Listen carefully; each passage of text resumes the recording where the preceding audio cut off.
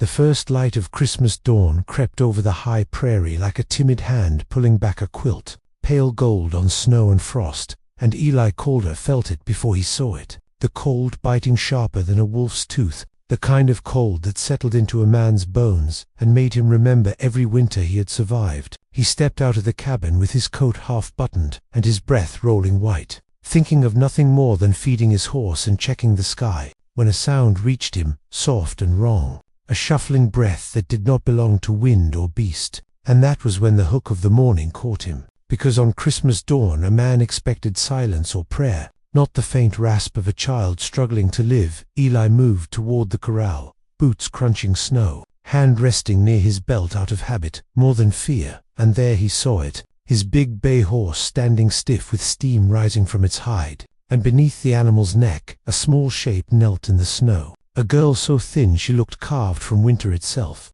her hands red and raw as she scooped snow and lifted it to the horse's mouth, murmuring soft words like offerings. She wore a coat too large and torn at the hem, hair dark and tangled against her face, and the sight struck Eli harder than any blow, because it made no sense. A starving girl feeding a horse snow on Christmas morning, as if she believed the animal's life mattered more than her own. For a long breath, he only watched, the way a man watches a miracle or a disaster, unsure which it is, his mind racing back through the night, the storm that had rolled in without warning, the drifts piling high against the fence, the thought that no one could have crossed this land in such weather and lived. Yet here she was, alive and kneeling, and when the horse nudged her shoulder she smiled faintly, a smile that held more kindness than the world had ever shown her. And something in Eli broke loose, a memory of his mother on a hard winter long ago, sharing her last biscuit with a stranger, because that was what decent folks did. Even when decency cost you dearly, he cleared his throat, gentle as he could manage, and the girl flinched like a spooked deer, eyes lifting wide and bright with fear. She did not run, she did not scream, she only pulled herself closer to the horse as if it were her shield. Eli raised his hands, palms out, speaking slow and low, telling her she was safe, telling her she did not need to feed the horse anymore, that the animal had oats and hay waiting, but words seemed thin against the way she shook. And he noticed then how her lips were cracked, how her cheeks were hollow, how every breath looked like work, and he knew the truth of it. Whatever road had brought her here had taken almost everything she had. Eli took off his coat and held it out, the cold slicing through his shirt as if to punish him for the kindness, but he did not care. Not when he saw the way her eyes fixed on the coat, like it was a promise. She hesitated, pride and fear warring in that small frame. Then she reached for it, with trembling fingers, wrapping it around herself, and the simple act seemed to drain what little strength she had left.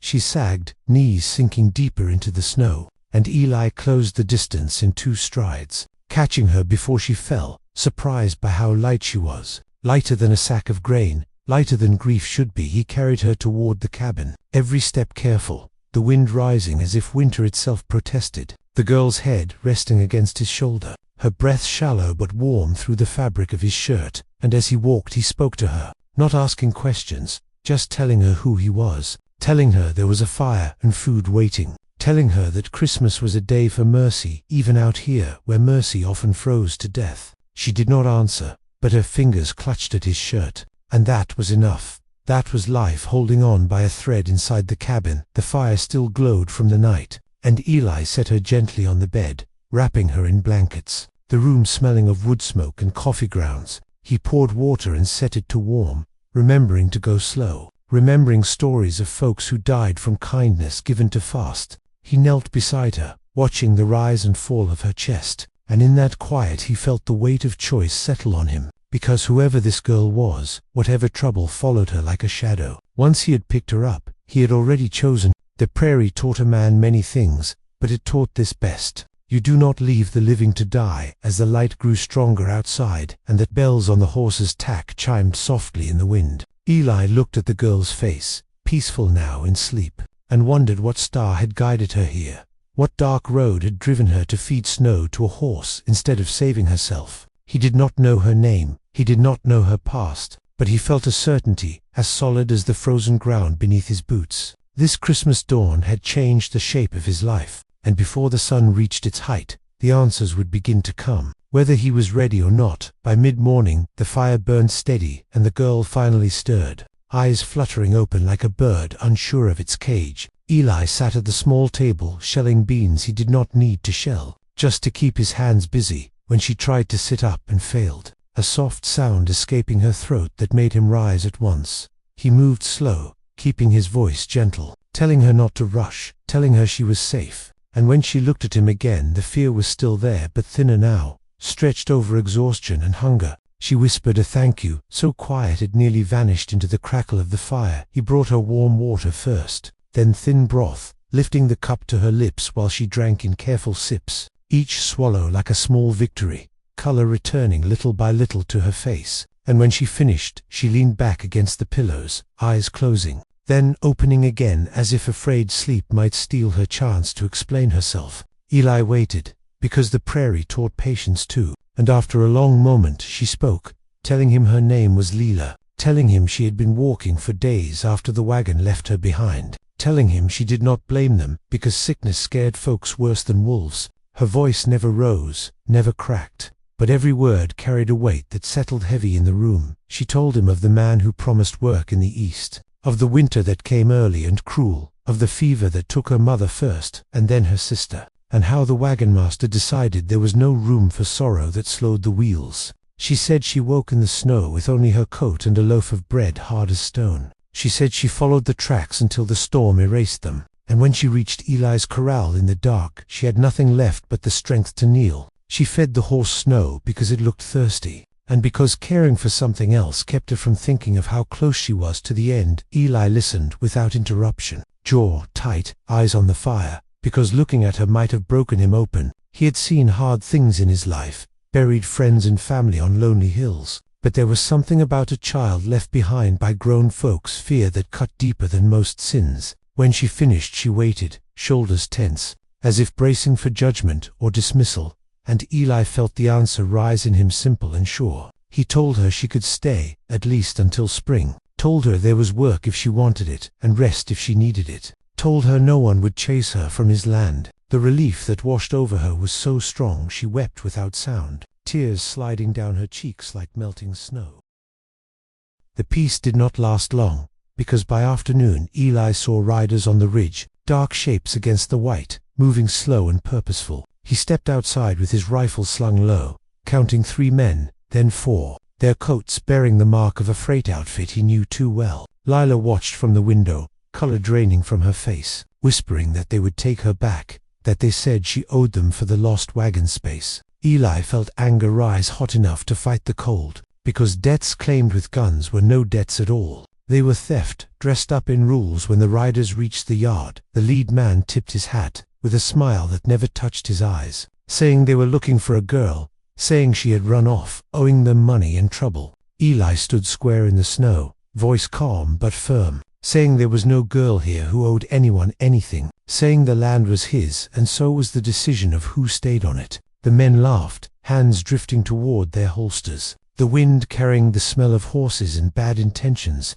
and in that moment Eli knew Christmas mercy sometimes had to stand behind iron and resolve the standoff stretched thin as wire, breath hanging white between them, until Lila stepped out onto the porch, wrapped in Eli's coat, standing straighter than her frail body suggested. She said she would not go, said she had paid enough already, and something in her voice, steady and clear, made even the freight men hesitate. Eli spoke then, reminding them of the law they claimed to serve, of the cost of blood spilled on honest ground. One by one the riders backed off, pride bruised but sense intact, promising this was not finished, as they turned away toward the horizon. As the last rider disappeared, the silence rushed back in, broken only by the creak of the fence and the distant nickering of the horse. Lila sagged against the porch rail, strength spent, and Eli was there at once, steadying her, telling her it was done for now. Inside the cabin as dusk fell on Christmas Day, they shared a simple meal,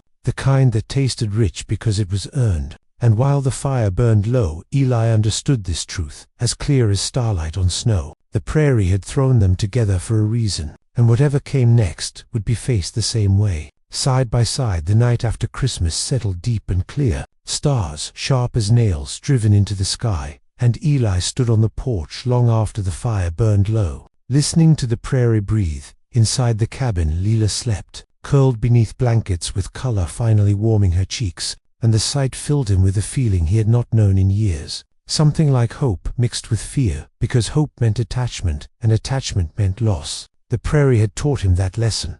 Yet as the wind brushed past him, he felt certain he would not send her away, even if it cost him the quiet life he had built. The days that followed fell into a rhythm, slow and steady. Lila grew stronger with each sunrise, helping where she could, sweeping the floor, feeding the chickens, learning the names of tools and tasks. Her hands still shook sometimes, but her smile came easier, and Eli found himself talking more than he ever had, telling her stories of cattle drives and blizzards, and the woman he once loved and buried beneath a cottonwood tree. Lila listened with the kind of attention that made a man feel seen, and in return she shared memories of her mother's songs and her sister's laughter, sounds that still lived in her, even after Lost Trouble returned on iron hooves a week later, not with threats but with paper and law. A marshal rode in bearing notices and questions, polite but sharp-eyed, asking about a missing girl and unpaid freight contracts. Eli answered plain and true. Lila stood beside him steady as a fence post, and when the marshal saw her thin wrists and clear gaze he frowned. The lawman listened, weighed the words, and finally folded the papers away,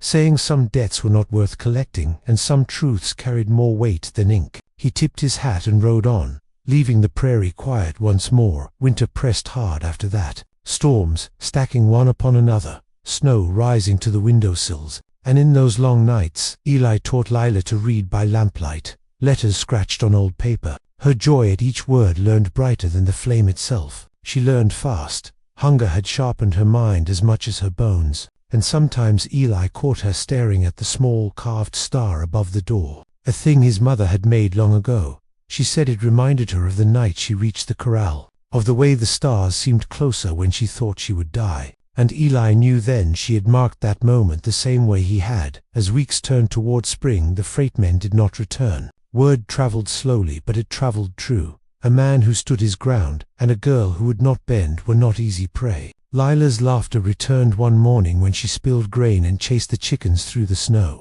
the sound startling Eli so much he had to turn away, blinking hard, because it felt like a blessing spoken aloud. And he understood that whatever she became, wherever she went, a part of that joy would always belong to this land. And to him the thaw came at last, water running beneath ice, the earth breathing again, and with it came choice. Lila spoke of schooling in town, of learning more, of helping others who wandered lost as she once had. Eli listened and nodded, pride and ache twisting together in his chest, because love did not mean holding tight, it meant giving roots and wings both. He told her the cabin would always be hers, that no road erased the truth of where you were saved, and she hugged him then, with all the strength she had gained, calling him family without hesitation. On the morning she left for town, the sky was clear and blue, spring birds calling from the fence line. Lila turned once more at the gate, the carved star glinting above the door. She said she would come back, not as a starving girl but as someone who chose this place. Eli believed her, because Christmas dawn had taught him miracles did not always pass through. Sometimes they stayed long enough to change you, and sometimes they returned when you least expected. Years later, folks would speak of the Calder place as a safe light on a hard land, of a man who never turned away the lost, and a woman who taught children by lamplight. And Eli would sit on his porch beneath the same stars, thinking of a winter morning when he found a girl feeding his horse Snow, thinking of how close the world had come to losing her, and how close he had come to losing himself. And he would know with quiet certainty that the truest miracle of that Christmas was not survival alone, but the way two broken lives became whole by choosing mercy again and again.